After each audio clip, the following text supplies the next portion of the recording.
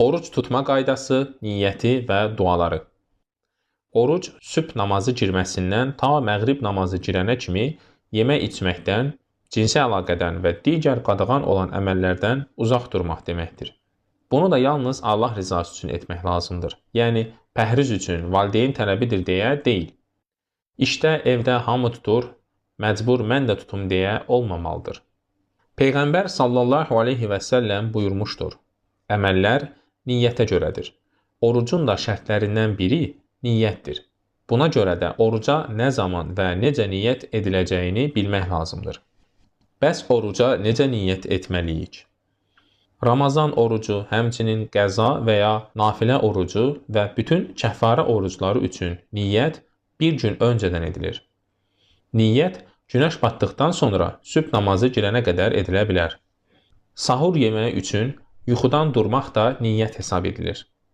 Bu səbəblə dil ilə ifadə etməyi unutsaq da, yenə oruclu hesab oluruq. Gecə niyyət edərək yatmağın digər üstün cəhəti odur ki, sahura yatıb qaldıqda niyyətli olaraq oruca davam etmək mümkündür. Sabah oruc tutacağını axşam namazından sonra ürəyindən keçirən şəxs artıq sabahki oruca niyyət etmiş sayılır. Hər hansı bir oruca niyyət edərkən, niyyət etdim Allah rızası üçün oruc tutmağa demək kifayətdir. Bu niyyəti dillə və ya qəlblə də etmək olar. Dillə deyilməsi vacib deyildir. Qəbul olunmayan niyyət. Bəzən insanlar Allah rızası üçün deyil, sadəcə sağlamlıq, pəhriz üçün oruc tutur və ya ailəsində, ətrafındakı insanlar oruc tutur deyə qınanmaqdan qorxduğu üçün oruc tutur. Bu kimi hallar Allah rızası üçün olmadığına görə bu oruc da qəbul deyildir və ya naqisdir. Əbu Hureyrədən rəvayət edilən bir hədisdə Peyğəmbər sallallahu aleyhi və səlləm buyurur. Neçə-neçə oruc tutan var ki, aclıqdan başqa qazancı yoxdur. Və yenə neçə-neçə namaz qılan insan var ki, namazından yorulmaqdan başqa bir şey əldə etməyib. Biz də ibadətlərimizə diqqət edək ki, qiyamət günü əməllərimiz boşa çıxmasın. Sahur qaydası.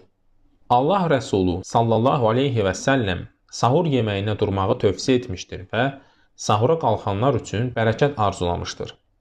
Ənəs radiyallahu anhdan Peyğəmbər sallallahu aleyhi və səlləm belə dediyi rəvayət olunur. Sahur edin, çünki sahurda bolluq və bərəkət vardır. Digər hədisdə isə belə buyurulur. Sahur bərəkətdir. Bir qurtum su ilə də olsa sahur edin. Çünki Allahu Teala ilə mələkləri sahur yeyənlərə xeyir dua edərlər. Sahur yeməyini sübh namazı girənə qədər yeyə bilərsiniz və hətta sahuru ən son vaxta salmağı Peyğəmbər sallallahu aleyhi və səlləm tövsiyə etmişdir. İftar qaydası. İftarın məğrib namazı girən kimi, yəni günəş batan kimi gecikdirmədən açılması tövsiyə olunur. Bəzən insanlar günəş batdıqdan sonra iftarı 15-20 dəqiqə gecikdirməyə çalışırlar ki, bu doğru deyildir. Bu barədə Peyğəmbər sallallahu aleyhi və səlləm buyurur. İnsanlar iftarı tezləşdirdiyi müddətcə xeyir içində olarlar. İftarı tezləşdirin, çünki Yəhudi və xristianlar gecikdirərlər. İftarın nə ilə açılması qaydasına gəldikdə isə, bu barədə Peyğəmbərimiz sallallahu aleyhi və səlləm belə buyurub. Sizin hər hansı biriniz iftar etmək istədiyi vaxt orucunu xurma ilə açsın. Xurma tapmasa su ilə iftar etsin.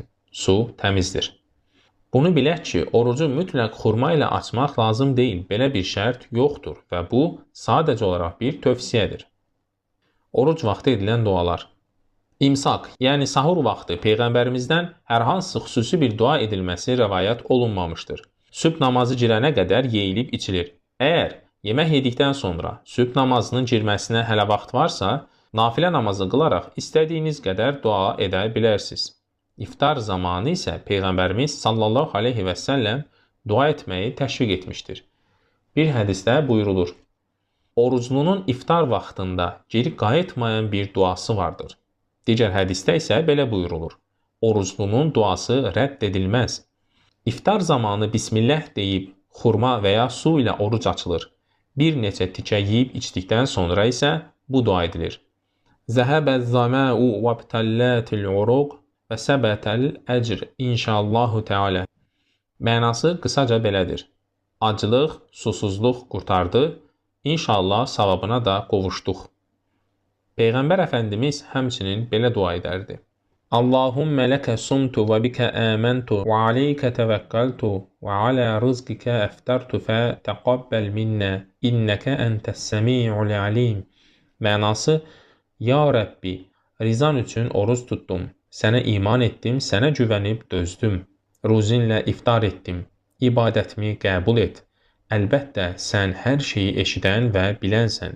Abdullah ibn Amr Peyğəmbərin sallallahu aleyhi və səlləm iftarda bu duanı etdiyini rəvayət edir.